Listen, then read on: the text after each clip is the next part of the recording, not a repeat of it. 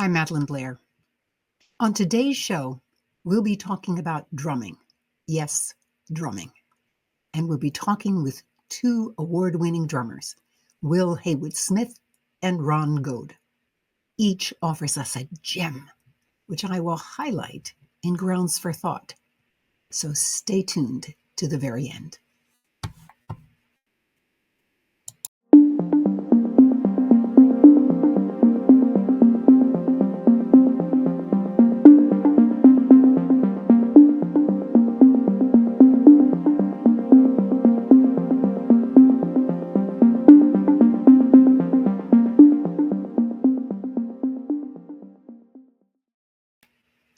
Thank you for joining me today.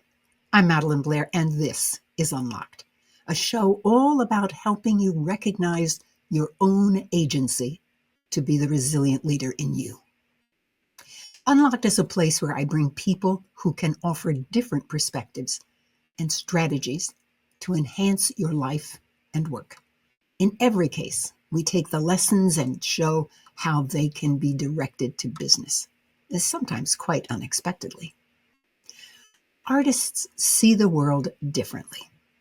And when they are a part of our teams, we benefit by the kind of questions they ask, by the creativity and innovation they seem to inspire in the team. And when you're trying to solve a tough business problem, you need all the creativity and innovation you can get. I'm excited today to bring an artist who lives his life in music as a professional drummer. But wait, I'm actually going to bring you two professional drummers, each of them devoted to music and drumming. I know little about music and nothing about drumming. So I'm anxious and excited to see what I am going to learn. I'm also anxious because due to technical difficulties, I had to bring one of them on only through audio. Moreover, I had to do the recordings at different times. Not to worry. We've woven their two responses together. I've done it as smoothly as I can. Yet I'm certain you will see how I got it stitched together. My recommendation is to focus on the content, which is simply amazing. Hello, welcome to Unlocked. Thank you for having me. Excited to be here. What drew you to that instrument and what has kept you there over the years? The truth is, I think my answer starts with, I don't know. There's probably a visceral nature to playing drums that I was certainly attracted to. The facts that I mostly remember are my neighbor over the street, who was probably 10 years older than me. He played, and I must have just thought it was very cool and was keen to follow in his footsteps. In terms of learning, I think I was the first of a group of friends to do it, and probably some like early competitive nature kicked in that made me want to stay ahead of the field somewhat. And now it's hard to let go, and it's has been such a big part of me and my life that I almost feel like I can't stop, and I have no desire to stop. I'm in an interesting spot where, because I moved here for college and consequently stayed into New York afterwards to pursue a career in it, I can sort of trace everything in my adult life to having picked up a drumstick. Be that my marriage, my child that's on the way, all the personal relationships I have in New York. So I don't think many people can say that with the same clarity. Of course, a lot of people live the same existence, but I do quite like that about my story. My second guest today is Ron Goad. He describes his life in music beginning before he was born, when his mother attended a Bing Crosby show in 1950. His exposure to music didn't stop there. His bio says, "I've enjoyed singing since I was little, particularly harmonizing after my mother told me not to step on her melodies. "Those are my notes," she said. "You find your own notes." Ron plays with local artists, award winners, and others around the country. Ron, how did you pick drumming? Before I was drumming, I was doing classical music piano recitals as a little kid, only up to about 11 years old. I auditioned to join what would be the high school band in the 7th grade.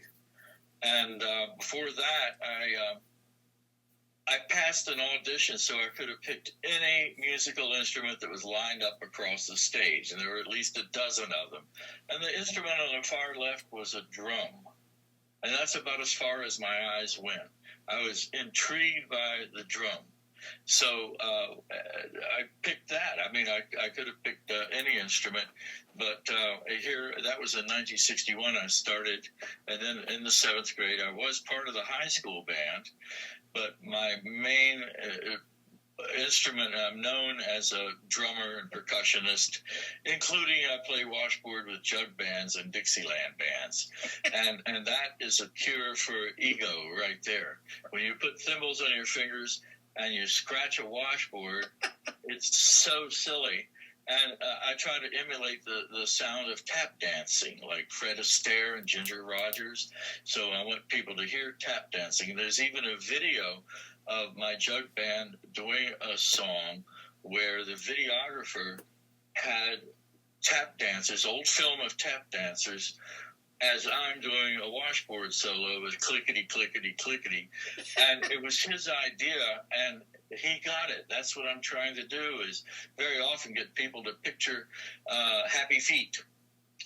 No matter what drum I'm playing, I like to use my own style, and I draw from whatever the song is. And I find sometimes that a song is making my hands do things that I have never done before, as simple as it may sound, just keeping a beat.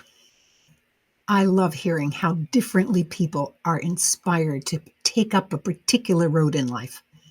I'm curious about the meaning to you of playing music. Yeah, it's quite hard to, I find that quite a difficult thing to quantify, especially, I think we'll get onto that, about how music informs your choices, and the care with which you make those choices, but with a much broader goal in mind, which for me at that age, and still to some extent now, is that I wanted to play music and go on tour and do the thing that I've been studying and trying to do for seemingly no apparent reason for the previous however many years, since I started at 6 or 7, meant that quite a lot of the decisions I did make had a larger overarching path, keeping them informed, I suppose. Yeah. People keep asking me to do things, and it's hard to say no. For instance, when an Australian artist who's very popular in Australia, Ian Campbell-Smith, also known as Fred Smith, he came here, and I had to try to learn to be an Australian rock and roll drummer.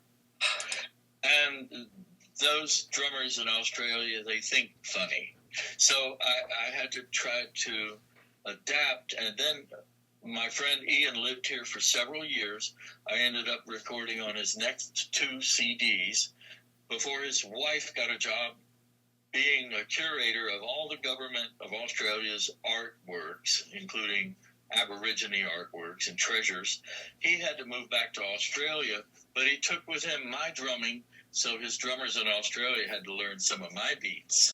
Will, you play with a group called the Brit Pack. What's the story? The Brit Pack started the year after graduation from Berklee College of Music, when me and another British friend moved to New York, and finding ourselves both out of work, we were looking for temp jobs online and found one that needed British accents for customer service. So we dutifully trekked down to Brooklyn Naval Yard and walked into a room inside a room with banks of phones and computers and sat down for a training session. And after about 10 minutes, my friend was like, "We're not doing this, I'm leaving." And I was like, "Let's just give it till break at 11." And he was like, "No." And he just got up and walked out. I was like, "Well, I'm not doing this by myself." So we both left. And he said, "Well, I've always thought like it would be a really easy like gig would just be to play British music. Like there's so much of it and people love it." And I was like, "Oh, well, I've got a friend who's British, who's a bass player, so I can give him a call." And he was like, "Oh, I know a great singer who'd be good for it, so I'll give him a call." And we started from there. And it happened at a curious moment of my economic life, let's say, where I had no money. So we were going for like 6 weeks of a temp job at $15 an hour or something, which seemed pretty decent. And from the point of starting this band, you know, not because of the band specifically, but I've actually never really looked back in terms of having to make money from music or anything else, where if we'd gone for the temp job, 6 weeks later, we'd been like, need another temp job. So it worked out quite well for us. And we're still doing it, even probably against our own expectations. I don't think we ever thought we would keep going or get past the bars that we were playing in. Yeah. Well, how lucky that you have made some decisions at particular points in your path, and they just seem to have been the right decisions. Ron, I understand that you know something about the Brit Pack too. Please tell us. I looked up the Brit Pack and found them to be fascinating. They're actually half American. They're what's listed is 4 guys, 2 from the UK, and one of the Americans is a friend of mine, Matt Nakoa. I put on stage in Frederick, Maryland 10 years ago, and now I go see him at the Birchmere because he accompanies folk singer from the 60s, Tom Rush, who's old enough to be his grandfather. Tom Rush sometimes has Tom Paxton or other people accompany him. But very often, if you go to Tom Rush's website, you'll see it'll say, "with Matt Nakoa." So that's a versatile musician. And one of his projects is Will Haywood-Smith's project, the Brit Pack, which I think is a misnomer because it's half American, right? So yeah, that blew my mind when I started looking at that and saying, "Well, wait a minute, that's a friend of mine. What are the odds?" Let's see this Brit Pack in action, so that you can also see Will in action. It's a very short clip, but it's always good to know that something really exists. Keep it coolin', baby.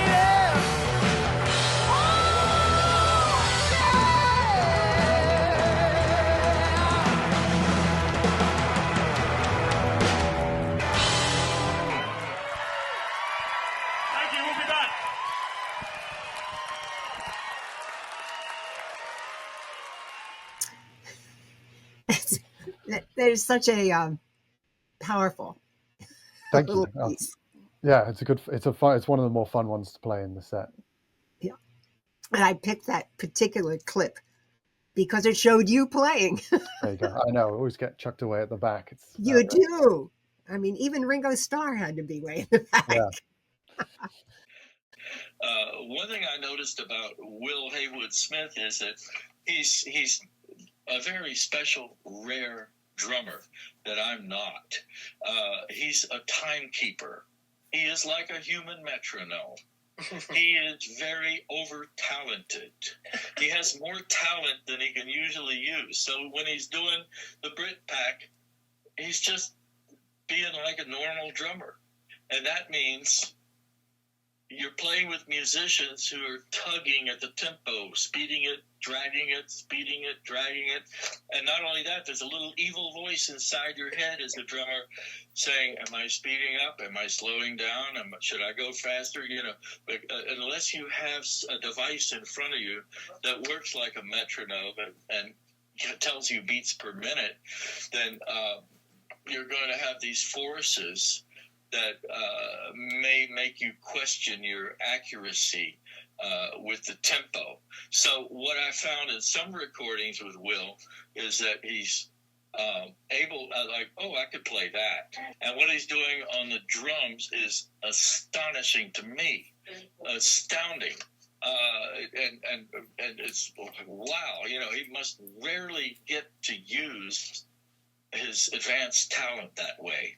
Well, okay, here's, I struggle with, well, how much good can I do? And knowing that less is more. And how can I motivate the other musicians in my band that day? It might be a band of musicians I never met, but they heard about me and they want me to report to a place in D.C. at what time, and they talk about money. Very often I spend money to perform with people. And I've done over 700 wedding receptions and corporate gigs, tuxedo gigs with one band of 5 educators. I'm the new guy, and I joined in 1984. I'm still the new guy in that band of teachers. 2 of them have been nominated for Grammys. But what I'm really proud of is that I've drummed and harmonized on many albums that won Grammys and other awards. What does that mean? That means my drumming didn't ruin the thing. And that means the recording engineers probably enhanced my sound to make me sound better than I thought I did when I walked out of the studio hanging my head in worry. Now, what I really think of is on the way to a show, this is part of my credo. I forgive people in advance before I even get to the show. Now, whom do I forgive? Well, the musicians I'm backing up. They may be very sensitive. They may be moody. I don't know what it's like to be in their shoes. If he's a lead singer or she's a lead singer, and she's sweating it and worried about the new song or having to look at the music stand. Like a lot of people think, oh, you should memorize all your words. Well, many people cannot do that. And a lot of the most famous people in the world don't do that. So I know they may get snippy, and I forgive them in advance. I learned that as a teacher with teenagers, that sometimes they might say something rather adolescent. Well, they are adolescents. And working with 4,500 adolescents who are now between the ages of 35 and 65, I'm 74, that prepared me to work with folk singers and songwriters. So I can handle them with great care, knowing that if they say something that might hurt my feelings personally or professionally or unintentionally or intentionally, I have to put up my Star Trek deflector shields, okay? And I have to be somewhat impervious. So, yes, I do prepare psychologically not to take things too personally. And I try to be conscious of this so that I forgive in advance, and I try not to trespass on other people's boundaries. I also have to figure out to sense the expectations of others. If I'm with them, what do they expect? What do they want to get from this show or this recording? I have to sense the expectations of others, and I have to figure out, well, when is the opportunity for me to grab the steering wheel? When should I do it? Should I do it? Should I just lie back and stay and fade into the background? But if somebody's getting up there and pouring their heart out and trying, I have to try to listen with fresh ears and watch with fresh eyes. What are some of the struggles you face as a performer on the drums? It's a funny question, because I've had people ask me that before.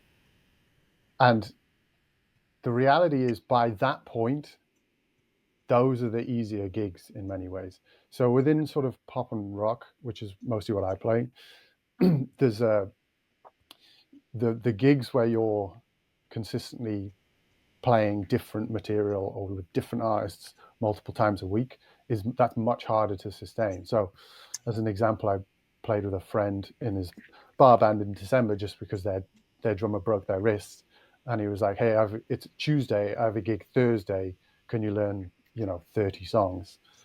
And I was like, well, sure, if you don't mind how they come out, I can do that. and it was all sort of Blink 182 and like stuff that was quite drummy, like lots of involved drum parts. That was a much harder gig than when was it? October, we played at Radio City Music Hall opening for another artist, and that comparatively, you're on a tour. You know, that was week 3 maybe, and by that point you're on autopilot almost. The pitfalls are actually just that, you know, you're asleep at the wheel because you've done it so many times. That's the real risk. And it's a funny, I'm sure this exists in other areas of business and industry, but I don't know, is that as you go up the pyramid, as it were, you're afforded more time. So in other gigs where you would normally have, you know, 2 days to learn 30 songs, when you're on tour, you've had a week to learn 10. So it's not you're not rushing, you're not pushed for time. You sort of know it intrinsically by that point, and it's a lot easier to start to deal with. And for one thing, the audience are a lot further away, so you can't really see people as clearly, which is seriously a thing. And the lights you get more lights in your eyes, so a lot of the time you feel much more disconnected when you're in a small venue and someone's sort of sat right there, Yeah. and they see you drop your drumstick. You're like, You also teach drumming. yeah. And your website says, I place a strong emphasis on technique and efficiency, but ultimately aim to try to help each individual find their voice and best represent themselves through their playing. Now, that comment really struck a chord with me, because I remember when I was doing my dissertation, my advisor, he would read my stuff. He never told me, by the way, what I had done wrong. He only told me what I had done right. But what he kept encouraging me was, I want to hear your voice. So I'm curious how you interpret, what do you mean when you say, I want to hear your voice? I mean, to me, it kind of cuts to the heart of what good art is in some ways, is that you need something to say, and then you need the eloquence or elegance of delivering that in a way that resonates with people.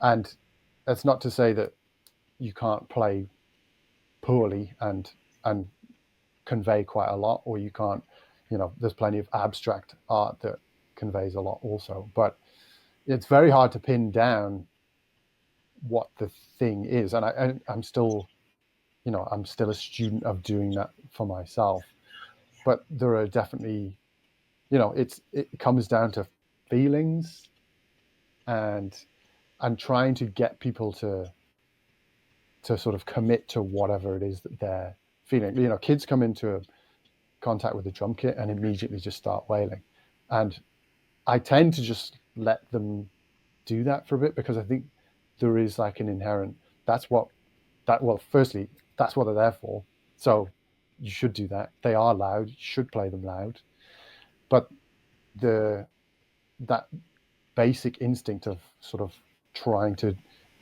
just create something out of nothing is really important. Trying to hone that down to become sort of what you think represents something about you is really difficult, and the creation of music as opposed to the replication of music is even somewhat of a distinction. So we'll come on to that with playing in a band that plays all other people's music, but even in how you put across that music, you know, it's really hard to pin down, and that's a good thing too, because you're never going to fully find an answer. I really liked that when you said, I just let them play for a while.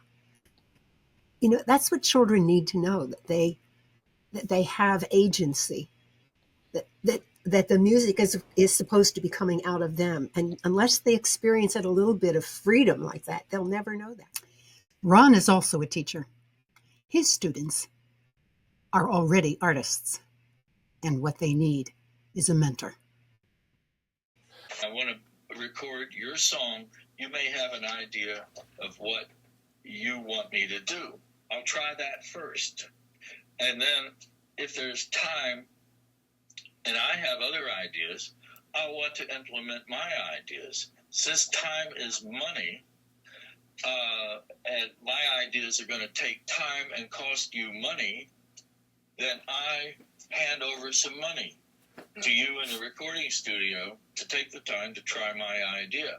That's why there are many recordings and videos where I'm listed as executive producer.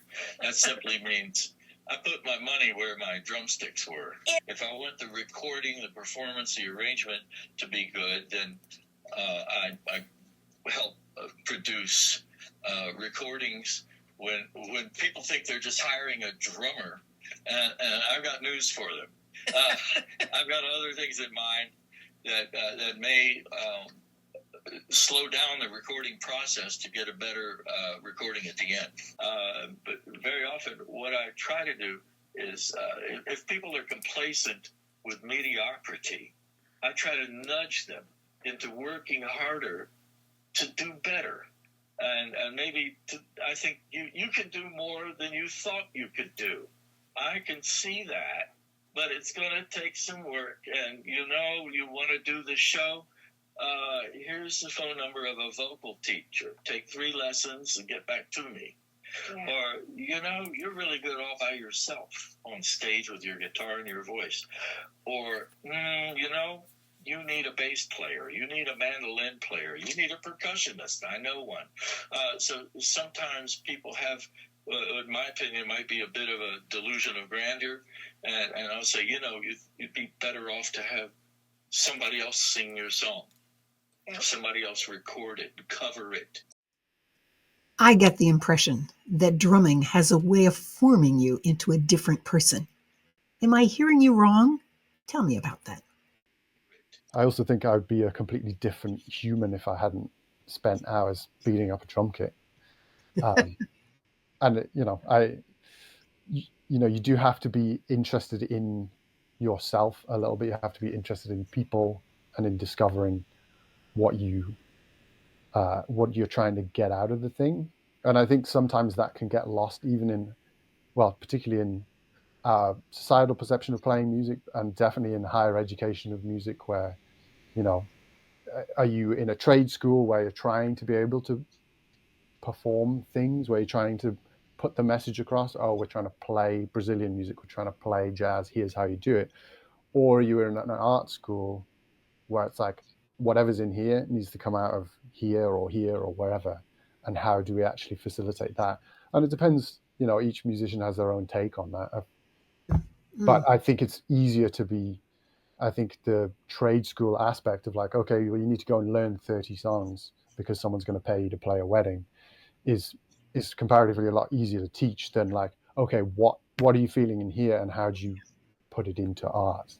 Yes. And that's quite a daunting thing, and it requires some bravery and some introspection, which, if the whole world was forced to play drums for 2 years, we'd live in a completely different society. But sadly, the higher we're going to have to come back to that.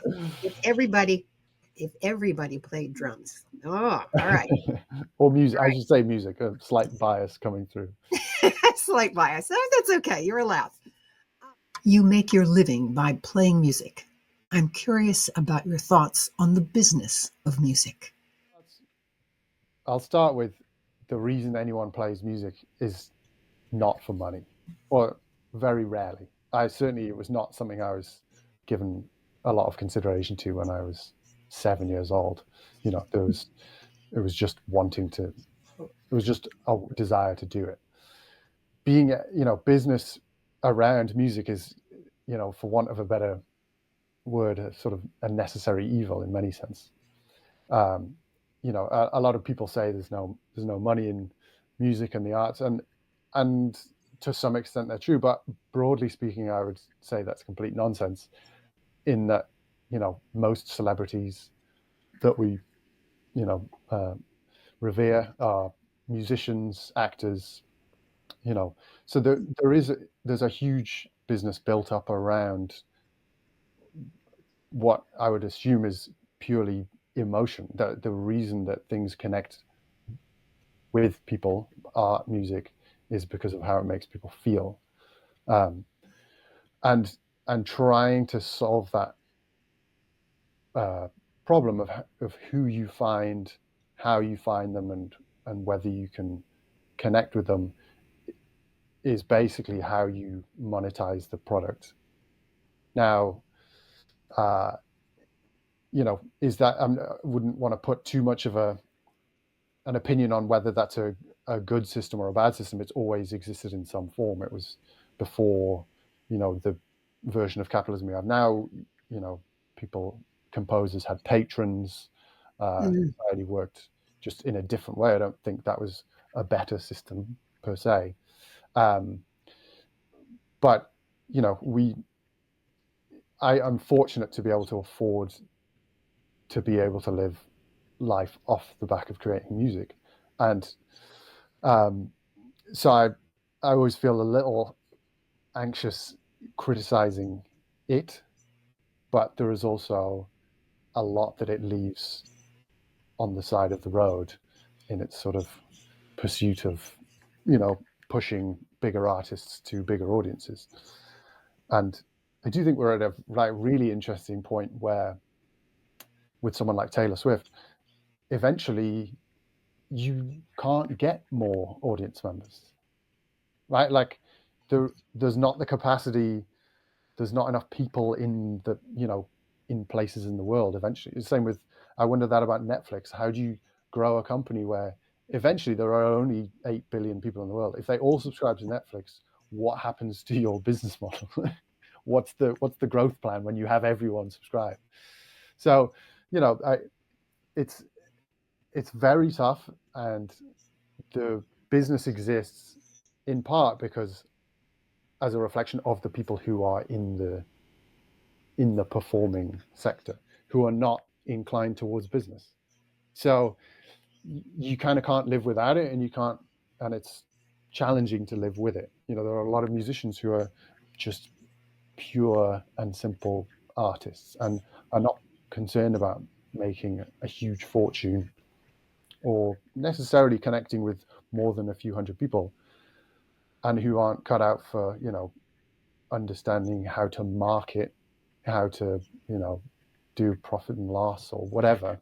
So we do need a music business, and I don't want to make it sound like I don't want it, but I do have my issues with what I like to call music adjacent people, who I think generally have good intentions and feel a lot about music, but there's a huge gulf between liking music and wanting to work in music, and it's not a salaried thing, it's a day rate, and people just forget that within the structure of day-to-day life, like that's not what most people's existence is like as musicians.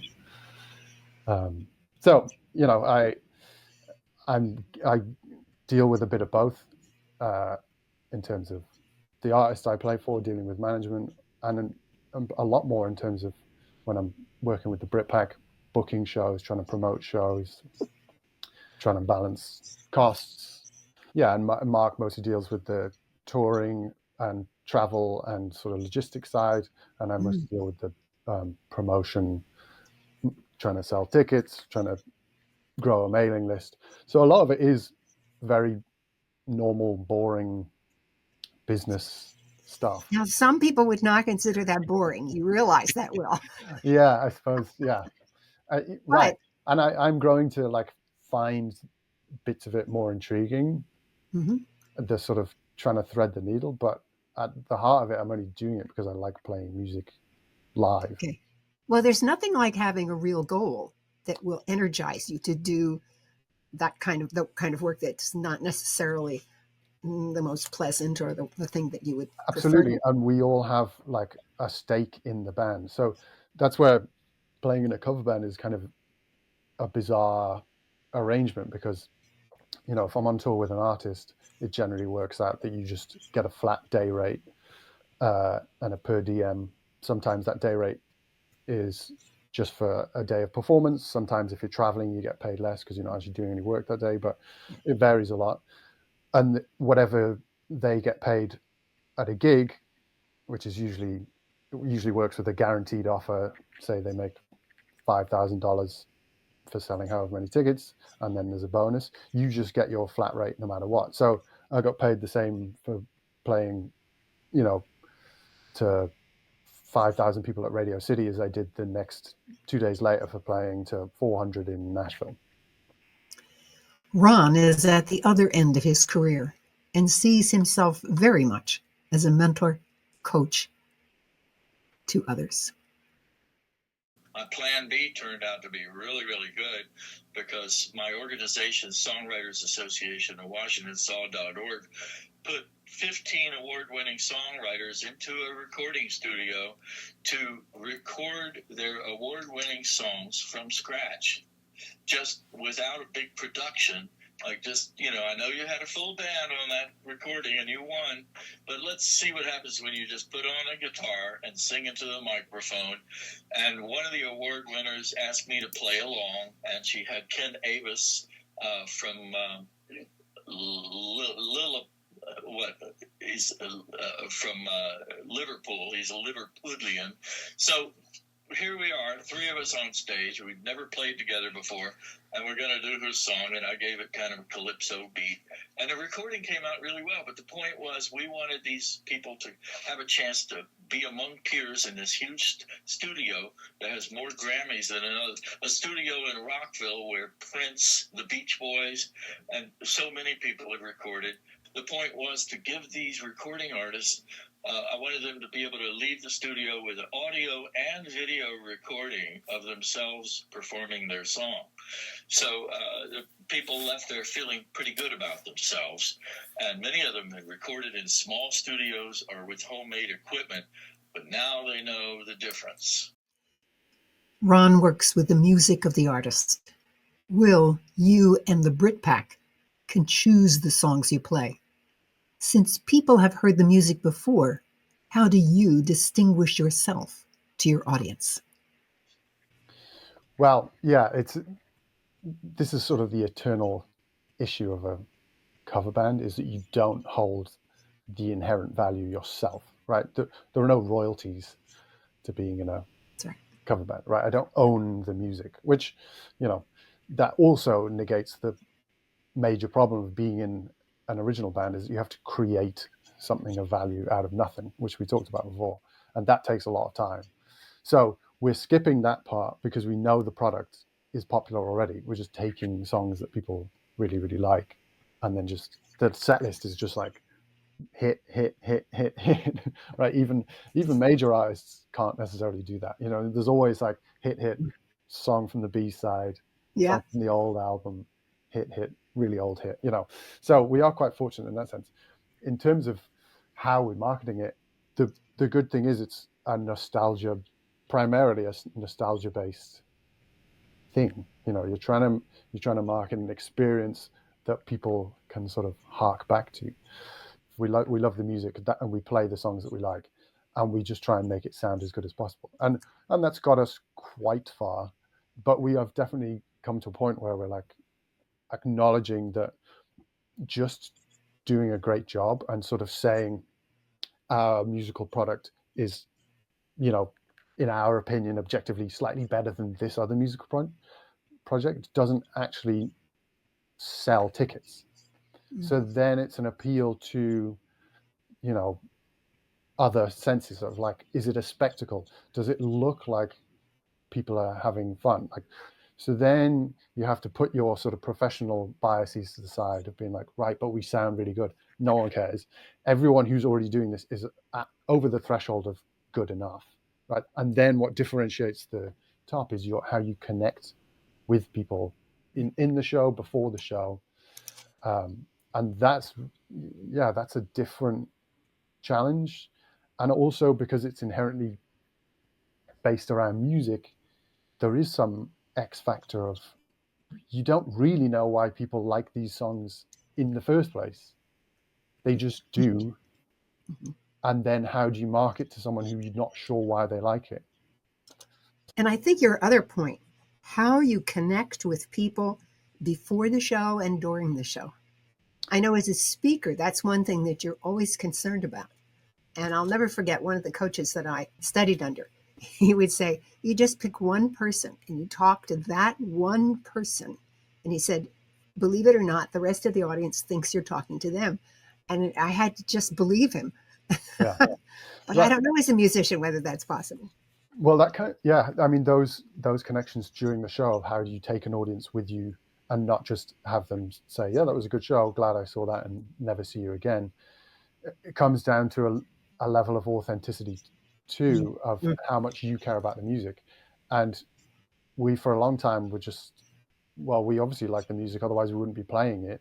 And we go out on stage and play it, and people presumably know that we like this music. You know, it requires you sort of drawing a bit of a narrative as to why we're there, because a lot of people just assume that, you know, if it pays the bills, then you would do it. Well, it never paid the bills at the moment of conception, but we still wanted to do it. If you just perform the music and then walk off stage, people go like, "Oh, that was cool. See you never." So, and overcoming that, especially as a British person, where we're not as prone to sort of speaking our emotions and trying to connect with people. From the four of us as like students of music and keen professionals, it was like, here's the product. You presumably are going to like this because it's very good, and that's not how it works. So we're still overcoming that, and I think we're getting better at it. But you know, it's always a work in progress. Oh, this has been very interesting to hear how you have described the reason you do this. So I thank you for that. Ron, you have talked about how you respond to authenticity and its impact on the audience. I know that is part of why you do what you do. Yeah, also because I've seen people improve. Yeah. And sometimes I've motivated them to try harder, improve, and then they'll tell me, like, years later, or I run into somebody in Sarasota, Florida. I say, "Ron, you put me on stage in Frederick, Maryland, 2007, and your encouragement made me go on." That's right.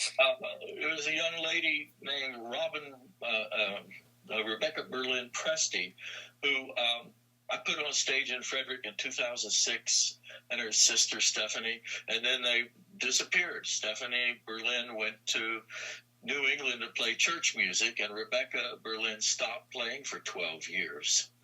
And then when I ran into her at Beatles at a show Saul put together, I thought, is this the same person, Rebecca Berlin? And now she's added Presti to her name. And I walked up to her and I requested a song that she played in 2007 or 8. And that's when she decided not to give up. She had come back to music, and now she's like Focus Music's emerging artist. And she's probably 40 years old now, but she took 12 years off. And she said, when Ron Goad requested a song, I knew he remembered my song. And I thought, I must be worth something. Yes. And so that was a surprise. You never know when you're going to, you know, say something nice that will really, encourage someone who needed that. And to me, it was so easy, you know. All I had to do was walk up and say, you know, I don't know what songs you're going to do, but I'd sure like to hear you do that one. I want to come back to this. Everybody should play drums, and we'd be a different. We come back to the ideas of utopia after we discuss where we are right now. I mean, I think a lot of it, the idea of a declining middle class in music comes back to the idea that discovering yourself and your values and your style is simply not a thing everyone can afford. And that's a question of how much we value it, how much we allow people the space and time to discover that. You know, higher education, what your perception of that differs depending where you're from. You know, the US, because of costs, is very concerned about return on investment for it. But I've never considered higher education to be about the thing that you're learning, particularly. In fact, I just met up with an old drum student of mine about 2 days ago, who I taught from about 7 to 18. Really quiet kid, didn't do a lot of practice, but he kept on getting lessons, and I enjoyed hanging out with him. And when I saw him, he was suddenly like a chatty adult, where before he was always this like really, really quiet. I thought I liked his personality. He was quite funny, but it took me years for him to open up. And 2 semesters in college, and it was like a different human. And I was like, "How are your grades?" He's like, "Oh, I'm C's, get degrees." And I was like, "Perfect." Whatever he's got out of university, I'm sure he's getting more than just a chatty personality. But the experience was much more than just what he's learning, and that's not a thing that anyone is able to afford anymore, especially in music, especially in the arts. There's so little obvious return on investment after the fact, and it's, in my opinion, sort of the ultimate free market in many ways is music.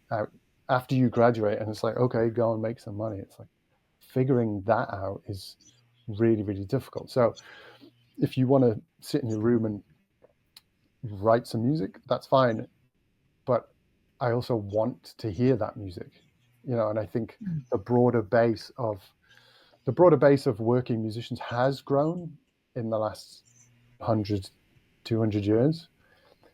But the question of like, who are we actually hearing from in terms of those musicians, I think that is shrinking. Well, as an accompanist and somebody who tries to make a show or a recording better, I consider this.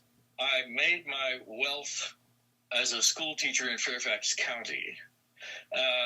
And so I am retired. I was Warren County High School's top math student, but now I don't do math at all, and I don't care about money. So I weigh each situation individually according to how enriching it might be for me and how much good I might be able to do you. I get more pleasure out of music, and sometimes people young enough to be my grandchildren will ask me to accompany them, and I think, wow, what an opportunity.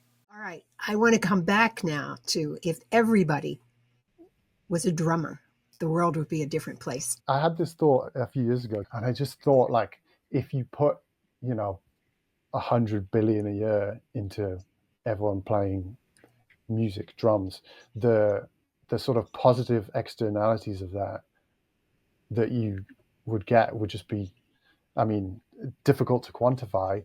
And I think that's, again, cuts to the chase of like, there is no, if you take away the money from art, hopefully all you're left with is positive externalities. So there's not really a reason to make it, which is kind of the best reason of all. Say that again. Well, there is no reason to make art, as far as I know, and therefore that's maybe the best reason to make it. Thank you. Will Haywood-Smith, this has been such an interesting conversation. I want to thank you so much. Of course, no, it's been a pleasure. Oh, good. And I still have in my mind this image of every child becoming a drummer. And what comes to my mind is what a great way to express the energy that children are filled with. Yeah. And so it makes noise, but it makes noise. It's the oldest instrument out there, That's right. So. That's right. Thank you, Will. I really appreciate it. Thank you. Thank you for having me. Every now and then, there is something that changes how I think about the world. Grounds for Thought is a place where I talk about these moments so that you can explore the meaning for yourself. Will Haywood-Smith said that he let his new students just play on the drums, just for a little while, before he began teaching them. How many times did you get introduced to a new system and was told to take some time to play with it before you begin in earnest?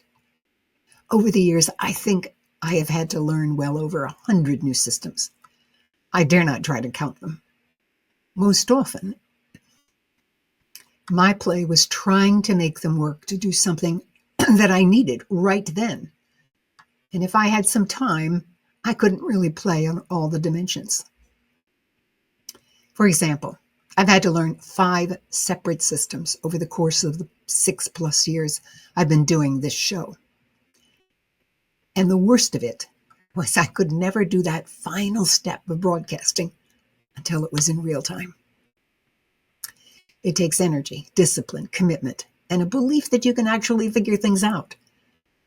Do we really take this into account when we change things for our staff? When you change things for yourself? Today, having recognized all that is involved, I plan on playtime when I have to introduce a new approach or system. What I have found is that it gives staff a chance to feel some ownership of the system. When they have to use it in earnest, it is much better from the very beginning. Ron Goad said his goal is always to help the other person know that he sees their capability and their potential. He shares that with them so that they know they are being seen. He is so clearly a person who sees the value of relationships, using his own observations to take into account what he is seeing and hearing, and then sharing that with the other. Teams work so well when each member takes time to share the value each brings to the team. In business, we talk a lot about teamwork, yet often reward competition. Competition is supposed to bring out the best. Yet, to Goad, and certainly in my own experience, when team members feel recognized for what they bring to the table, they seem to dig just a little deeper to bring the very best they have. I've watched lackluster teams shine when they took the time to recognize what others bring to the table. Haywood-Smith said he was able to begin studying drums from the time he was 6. Started because he liked the drums that the kid across the street played. But the real factor was that he studied drums all his young life and continued formally at the Berklee School in Boston. He learned to perfect his craft through study and practice. That means he was given time and resources to learn. We tend to enjoy what we do well. I wonder if some of Will's joy comes from doing something that he does well. Watch your own staff.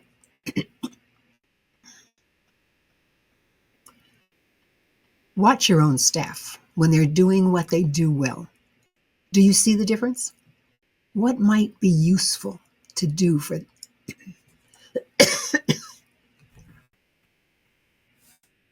Watch your own staff when they're doing what they do well. Do you see the difference? What might be useful to do for the things they don't do as well? Training, practice, mentoring, coaching, opportunity. As they become more competent, they actually will become more confident. And confident staff are more able to tell you what they see and do so accurately. Now, that's ROI.